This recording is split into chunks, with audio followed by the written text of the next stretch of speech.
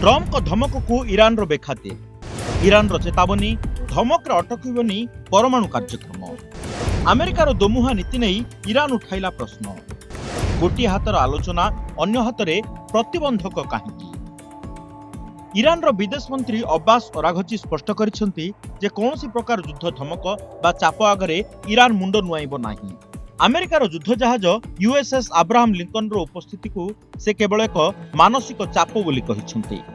Iran एवं America मध्यरे Oman रे कूटनीतिक आलोचना आरंभ होइतिले सुद्धा अविश्वासर पाचेरी एबे भी छिड़ा होइछि। राष्ट्रपति डोनाल्ड ट्रम्प यह आलोचना को खूब भल बोली कहूथुवा बेले अन्यपटे ईरान सह व्यवसाय करुथुवा कंपनी गुड़िक उपरे नुआ प्रतिबंधक लगाउछंती। याकु नै ईरान कड़ा प्रतिक्रिया प्रकाश करिछि। परमाणु बोमार असल शक्ति न्यूक्लियर फ्यूजन रु आसिथाए।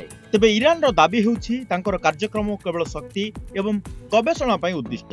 हेले अमेरिका एवं इस्राएल को डर जे ईरान गुप्तरे परमाणु अस्त्र प्रस्तुत करुछि।